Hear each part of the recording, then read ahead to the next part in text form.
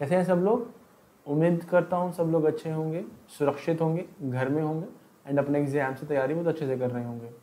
दोस्तों लास्ट हमने जो लेक्चर रिकॉर्ड किया था वो था आपका इनडायरेक्ट टैक्स का MCQs का सेक्शन, जो हमने आपको इस लेटेस्ट जो MCQs की बुक आपको मिली है उसमें प्रोवाइड करे थे, राइट। बच्चों के कमेंट्स आ रहे हैं सर कुछ इनकम टैक्स में भी आपने एडिशनल 10 क्वेश्चंस हमको दिख रहा है कि आपने ऐड किए हैं, एंड लास्ट जो आपने इनकम टैक्स की रिविजनरी वीडियो रिकॉर्ड करी थी वो सर उसमें सिर्फ 40 क्वेश्चंस तक हैं, ठीक है। तो आपकी नई बुक में 10 क्वेश्चंस अभी और हैं, 10 क्वेश्चंस आपने ऐड किए, तो इस पे भी एक छोटी सी वीडियो बना दीजिए हमारे लिए, ठीक है दोस्तों। तो आपके रिक्वेस्ट के ऊपर ये वीडियो रिकॉर्ड करी जा रही है, छोटी वीडियो होगी, ठीक है, जिसमें हम आपको ये 10 क्वेश्चंस के सॉल्यूशन आपको प्रोवाइड करेंगे, ठीक है। तो दोस्त फटाफट अपनी बुक खोल लेंगे, ये लेटेस्ट वाली जो आपको MCQs की बुक मिली है उसमें डायरेक्ट टैक्स पोर्शन में 541 पे आएंगे, क्योंकि यहाँ तक के जो क्वेश्चंस हैं 540 तक के जो क्वेश्चंस हैं मैं आपको ऑलरेडी डायरेक्ट टैक्स की जो MCQ सेशन है जो ऑलरेडी अपलोडेड है इसी यूट्यूब चैनल पे, वहाँ से आपको मिल जाएगी, और मैं आपको डिस्क्रिप्शन बॉक्स में भी उसका लिंक डाल दूंगा, ठीक है, ताकि आप उसको दोबारा देख पाएं। चलिए तो 541 से शुरू करते हैं, फटाफट से खत्म करते हैं, छोटी सी वीडियो बनाएंगे, राइट। ओके सर 541 क्या बोलता है? Residential status is to be determined for previous year, assessment year, accounting year या financial year. Sir residential status तो हम प्रीवियस ईयर का निकालते हैं और असेसमेंट ईयर में निकालते हैं। सो दोस्त इसमें जो वर्ड इंपॉर्टेंट है वो है फॉर प्रीवियस ईयर, अगर यहाँ पे इन लिखा होता इन असेसमेंट ईयर। सो दोस्त मैं दोबारा बोल रहा हूँ, क्वेश्चन को बिल्कुल बारीकी से मान्यूटली पढ़ेंगे, क्वेश्चन पूछ क्या रहा है। यहाँ पे पूछ रहा है रेजिडेंशियल स्टेटस हम डिटरमाइन करते हैं फॉर प्रीवियस ईयर, करेक्ट, तो इसका आंसर है ए। चलिए ठीक है सर, हम अच्छे से क्वेश्चन पढ़ेंगे अब से।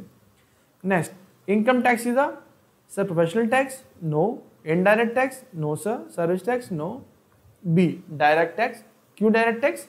क्योंकि सर इसका जो बर्डन है, जो टैक्स का जो इनकम टैक्स का बर्डन है वो उसी बंदे पे है जो इनकम कमाता है, तो उसका बर्डन शिफ्ट नहीं हो रहा है, ठीक है। वो उसका दर्द जो होता है वो उसी बंदे को होता है जो इनकम अर्न करता है, इसीलिए डायरेक्ट टैक्स है, ठीक है सर, हमको समझ में आ गया। 543, a person with the age of dash or more is considered as super senior citizen. Sir super senior हमको याद है सर, आपने बताया था जब आप हमको स्लैब के रेट्स बता रहे थे, आपने बताया था कि इंडिविजुअल होता है जिसकी एज लेस देन 60 ईयर्स होती है, लेस देन, ठीक है, less than 60 years. Then sir उसके बाद आपने बताया था एक सीनियर सिटीजन होता है जो कि 60 और मोर होता है at any time during the previous year. And then आता है हमारा सुपर सीनियर सिटीजन जो 80 और more than 80 at any time during the previous year होता है। तो सर सुपर सीनियर की बात हुई तो answer is 80। Sir answer is 80। Sir हमको तो आता था ये, चलिए आता था तो वेरी गुड बेटा। आइए आगे बढ़ते हैं। 544, the special tax rates mention in 15 BAC। Sir ये स्पेशल टैक्स रेट जो आपने हमको बताए थे, हाँ दोस्त ये वही है।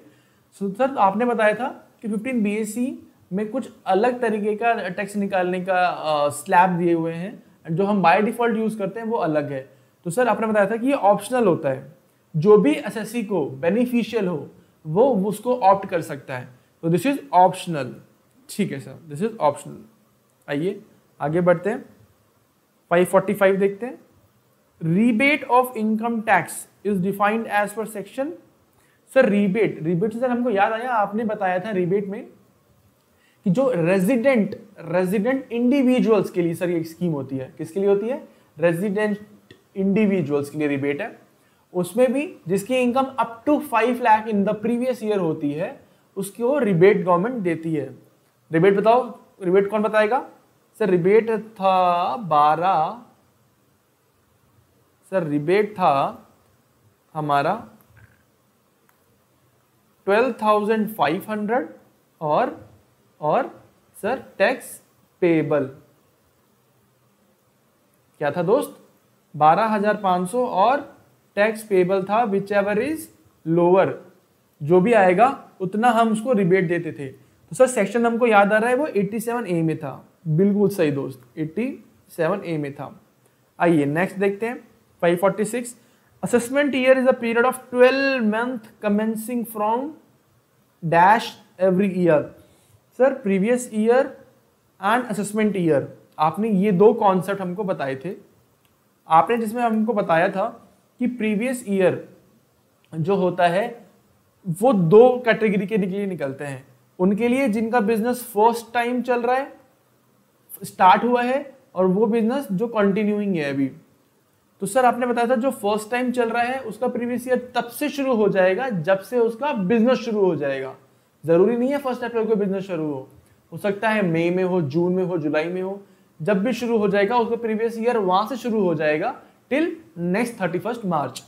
बट सर आपने बताया था कि उसका assessment year will always start from the 1 अप्रैल, जो इमीडिएटली आ रहा है, ठीक है, किसके, प्रीवियस ईयर के। तो सर इसके हिसाब से तो असेसमेंट ईयर वो होता है जो हमेशा 1 अप्रैल को शुरू होता है, जो हमेशा 12 महीने का होता है। Previous year can be less than 12 month in the first year of the business. हाँ सर हमको वो याद है, हमने तो रिवाइज भी कर लिया अच्छे से। ठीक है दोस्त, the answer is C, assessment year will always start from 1 April. Good. आइए 547 देखते हैं। As per income tax person includes. Sir person आपने बताया था 7 कैटेगरीज ऑफ पर्सन होते हैं। कौन कौन से होते हैं दोस्त? इंडिविजुअल, आपके HUF, firm, company, AOP, BOI, artificial juridical person and local authority. Yes sir. Sir option इसमें है इंडिविजुअल सर आता है, एचयूएफ भी आता है, लोकल अथॉरिटी भी आता है। तो sir answer would be D. Yes sir. CBDT, sir CBDT तो very easy. CBDT is sir central board of direct taxes. ठीक है। सो दोस्त लास्ट वीडियो में मैंने आपको बताया था CBIC। CBIC का फुल फॉर्म कौन बताएगा? CBIC is central board of indirect taxes and customs. ये क्या देखता है? Indirect tax. एंड CBDT क्या देखता है दोस्त? Direct tax. यस सर हमको पता है। चलिए वेरी गुड, आगे बढ़ते हैं 549। अ सिटीजन ऑफ इंडिया जो अब्रॉड जा रहा है for the purpose of employment, he must stay in India. वो इंडिया में कितने दिन रहे at least to become a resident? दोस्त इसको स्टार मार्क कर लेंगे या हैश मार्क कर लेंगे। ठीक है, ये मैं आपको फटाफट एक क्विक रिवीजन करा देता हूं इसमें कि ये नया पॉइंट है। ठीक है, देखिए मैंने आपको बताया था कि जो भी इंडिविजुअल्स होते हैं, राइट, इंडिविजुअल्स या तो हमारे रेजिडेंट होंगे या तो हमारे नॉन रेजिडेंट होंगे। Right sir. सर रेजिडेंट में भी वो ऑर्डिनरी भी बन सकते हैं एंड नॉट ऑर्डिनरी रेजिडेंट भी बन सकते हैं। जी सर हमको याद है। दोस्त क्राइटेरिया क्या था? सर क्राइटेरिया ये था कि अगर वो प्रीवियस ईयर में 182 डेज और मोर हो, 182 डेज और मोर, या मतलब और सर वो था कि 4 प्रीवियस ईयर में, ठीक है, वो 60 डेज और मोर होना चाहिए। ठीक है, and no sorry, previous year में 60 डेज और मोर होना चाहिए एंड इस प्रीवियस को छोड़ के इसके पीछे वाले 4 प्रीवियस ईयर में 365 डेज और मोर होना चाहिए। इन दोनों में से अगर कोई एक भी क्राइटेरिया सेटिस्फाई हो गया, that person will become resident. ठीक है, और अगर दोनों सेटिस्फाई नहीं हुआ, that person will become non resident. हाँ सर हमको याद है। सर इनफैक्ट आपने तो हमको टेबल, आपने तो टाइमलाइन में भी बताया था कि टाइमलाइन मार्क कर लो, 182 डेज लिख लो, 60 लिख लो। यहां फॉल करता है तो नॉन रेजिडेंट, यहां फॉल करता है तो रेजिडेंट, और अगर यहां फॉल करता है तो इनके लिए एक और कंडीशन चेक करनी है, वो है ये वाली, और अगर ये मीट कर जाता है तो रेजिडेंट। क्लियर दोस्त? जी सर, क्लियर। सो दोस्त, अब इसमें ना एक एग्जाम्पशन दिया गया। एग्जाम्पशन क्यों दिया गया और क्या दिया गया देखते हैं। मान लीजिए आप हैं, आपने बहुत मेहनत करी, अच्छे से खूब पढ़ाई करी एंड आपको मिल गई नौकरी यूएसए में, ठीक है। आप इससे पहले इंडिया से बाहर निकले ही नहीं, इंडिया में ही थे, ठीक है दोस्त। एंड अब इंडिया से आप बाहर निकले ही नहीं, ठीक है। अब आपको नौकरी मिल गई, ठीक है। आप चले गए इंडिया से बाहर, आप चले गए जून में, आप चले गए जून में अपने नौकरी करने बाहर। तो दोस्त, आप जून में अगर बाहर चले गए नौकरी करने, ठीक है, तो आप तो इस कंडीशन में फॉल नहीं कर रहे क्योंकि यार प्रीवियस ईयर में 182 डेज तो नहीं थे। नहीं सर, नहीं कर रहे। सर इसमें कर जाएंगे क्योंकि यहां से यहां मोर देन 60 डेज होता है। अप्रैल मई जून ऑलमोस्ट 90 दिन हो गया एंड हम उससे पहले तो भारत में ही थे, तो ये वाला भी कंडीशन सेटिस्फाई हो गया, तो सर हम रेजिडेंट बन जाएंगे। ठीक है सर, रेजिडेंट बन जाएंगे। तो सर रेजिडेंट बनने में नुकसान क्या है दोस्त? रेजिडेंट बनने में नुकसान ये है कि आपको जो इनकम टैक्स है बाहर की इनकम पे, वो तो यूएसए वाले काटेंगे ही काटेंगे अपना टैक्स, आपको उस इनकम के ऊपर इंडिया में भी टैक्स देना पड़ेगा क्योंकि आप रेजिडेंट बन गए एंड रेजिडेंट की ग्लोबल इनकम टैक्सेबल होती है, मैंने आपको बताया था। हाँ सर। इस हार्डशिप को दूर करने के लिए, गवर्नमेंट ने इनको दे दिया एग्जेम्पशन।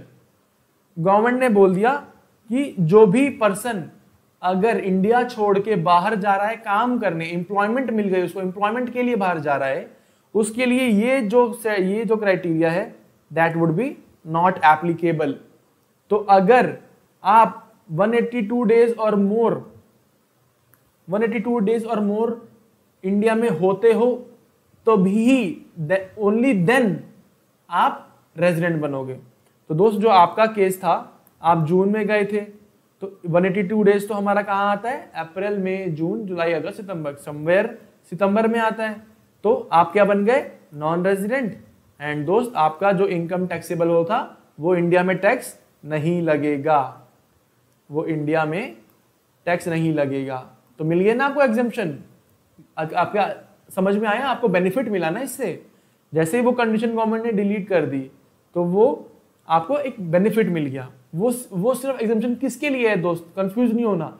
वो एग्जेम्पशन सिर्फ उनके लिए है जो बाहर एम्प्लॉयमेंट करने के लिए जा रहे हैं, सिर्फ उनके लिए। अगर आप एम्प्लॉयमेंट के लिए नहीं जा रहे हो तो आपके लिए वो दोनों कंडीशंस जो मैंने आपको पढ़ाया था और जो मैंने आपको यहाँ पे भी बताया था वो एप्लीकेबल होगा। ठीक है सर, ये थोड़ा सा नया कॉन्सेप्ट था। ये एक एग्जाम्पशन थी जो मैंने आपको नहीं पढ़ाई थी क्लास में, वो आप ये मार्क कर लेंगे। आई होप आपको समझ में आ गया होगा। ठीक है, बहुत सिंपल सा एग्जाम्पशन था ये। तो इसके लिए उसको एटलीस्ट 182 डेज इंडिया में होना पड़ेगा, तभी वो रेजिडेंट बनेगा। अगर 182 डेज से कम होगा तो वो नॉन रेजिडेंट बन जाएगा एंड उसकी इनकम इंडिया में टैक्स नहीं होगी, उसको एक बेनिफिट मिल जाएगा। ठीक है जी सर, समझ में आ गया। 550 देखते हैं। Income received in India, income Bharat में रिसीव हुई, is taxable in the hands of resident